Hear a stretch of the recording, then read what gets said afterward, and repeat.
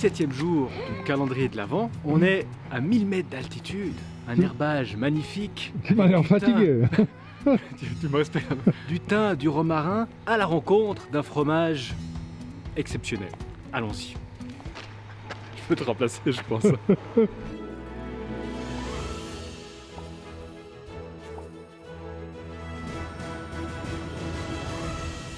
Alors hier, on se trouvait en Auvergne pour le bleu d'Auvergne.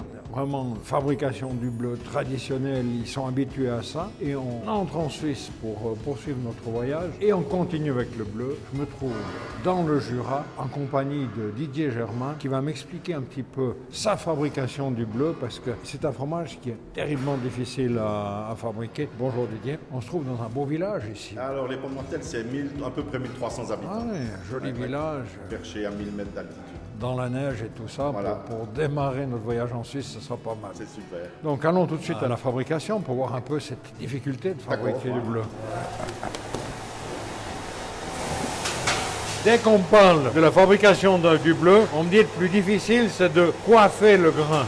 Coiffer le grain, c'est une espèce de petite peau là, qui vient. La difficulté, c'est de bien coiffer ce grain et puis surtout d'arriver à créer, lors de la sortie du fromage, la mise en moule, des petites cavités où le bleu puisse donner toute son expression. Donc grâce à cet entourage, les différents grains ils vont pas complètement se coller, ils vont créer un peu d'espace entre deux ou bien. Voilà, ils vont créer un peu d'espace entre deux et puis après, nous, quand on ira à la cave, on va accélérer ça en les perçant, on fera un essai après, en perçant les meules pour amener de l'oxygène. Mais comment arriver à cet embrassant, c'est que la température, c'est... Pour la fabrication du fromage, on doit acidifier le produit. Oui. Donc on met des cultures acidifiantes, des cultures naturelles. La coagulation aussi, on fait une coagulation qui est très rapide. On donne le temps de prise à environ 10 minutes. Et par exemple pour les gruyères qu'on a fabriquées là à côté, c'est 40. Mais vous mettez plus de présure On met pour plus ça. de présure et ça contracte le grain. Puis ensuite, on va brasser gentiment et puis après une cinquantaine de minutes, on va délactoser. On va enlever du petit lait de la cuve et rajouter la même quantité d'eau. Ensuite, pendant qu'on met cette eau, on va profiter de chauffer le grain à un moment. On passe de 35 à 38 degrés et là, ça accentue encore l'enrobage. Pour contrôler si on est tout à fait OK avec le grain comme ça, à prendre 40 cm en haut, tu laisses tomber.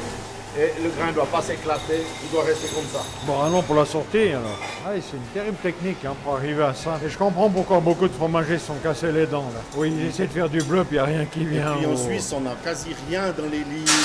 J'ai tout dû apprendre tout seul. Il n'y a rien. On a un livre technologie fromagère.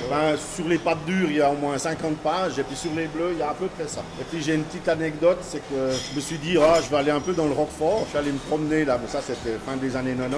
Et puis je vais aller visiter chez...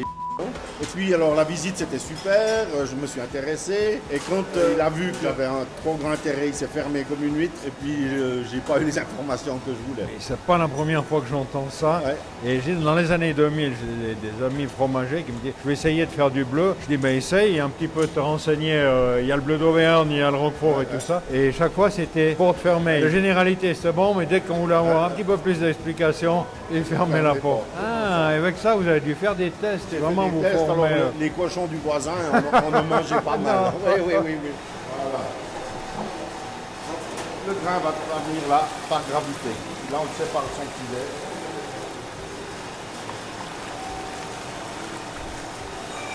Ah, il est magnifique. Beau, hein? C'est beau, hein? Ah, ouais.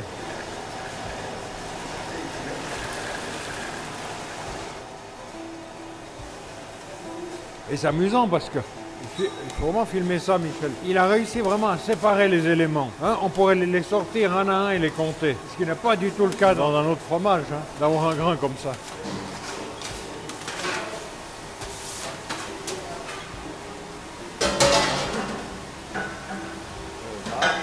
Le grain du bleu châtel et ici le grain du gruyère. Rien à voir. C'est ça tout le mystère de la fabrication du bleu. Aujourd'hui, à Neuchâtel, on arrive à faire quelque chose qui n'est pas dans la tradition neuchâteloise de faire du bleu. Mais voilà, M. Germain est arrivé, finalement, à force d'essais, à force de voir comment ça se faisait ailleurs, à fabriquer un bleu. Donc là, ils vont rester combien de temps en moule? Jusqu'à demain matin 5 heures. On va les tourner 2 fois. Pas du tout pressé, Pas de simplement pressé, comme on ça. va les coudre. Après, il est prêt pour partir au bain de sel.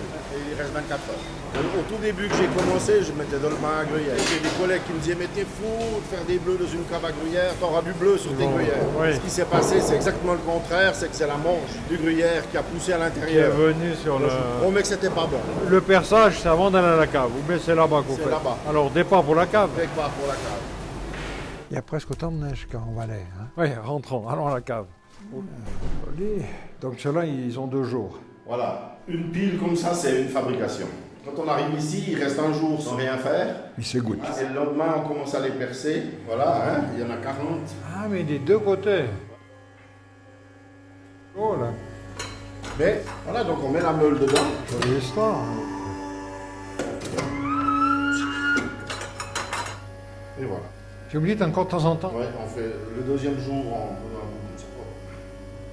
ça amène bien de l'oxygène. Ouais. Le but recherché, c'est de faire un bleu qui soit doux. Plutôt doux. Bon, moi j'étais un amoureux des bleus, c'est peut-être pour ça que j'y suis venu. La clientèle du magasin, je sentais bien qu'eux, ils trouvaient ça souvent trop fort. Il fallait les apprivoiser. Il fallait les apprivoiser. Mais depuis le début, vous avez beaucoup changé ou bien Alors, les premières années, ouais. Mais maintenant, c'est des choses minuscules, quoi. l'ajustement? Donc après pratiquement 4 semaines, 1 mois, fromage Voilà. terminé, il est prêt de consommer. Plutôt 5 semaines. 5 semaines. 5, quoi. 6 si on arrive. Ouais. Là, à l'approche des fêtes, tout d'un moment, on s'est fait un peu dévaliser. Ah, je pense. Mais c'est bon aussi. Donc ça, c'est des qui sont emballés. Ils sont on prêts, va quoi. emballer ce matin. Hein. Oui, oui, qu'il y a encore les séparations qui Ouais, peuvent ouais. se développer. Hein.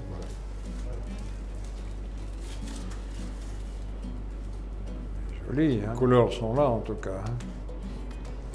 Alors ça, c'est encore un peu jeune. Il faut déguster ça comme un vin nouveau. Hein. Là, il est à 6 degrés. Je le prends, je vais le mettre dans mes caves à 12 degrés. Et qu'est-ce qui va se passer? Ils vont venir toujours plus fort. Toujours plus fort. Mais j'ose presque pas dire, le meilleur bleu châtel que j'ai Ouais. mangé, c'est à Moscou. On est allé visiter là-bas, mais il avait fait un grand voyage, ils avaient été bloqués à la douane, et puis il a continué de s'affiner, mais c'était quelque chose, un fromage de spécialiste, quoi, de spécialiste Oui, oui. du bleu. Quand on l'a dans la bouche, ben, on sent qu'il se passe quelque chose. Quoi.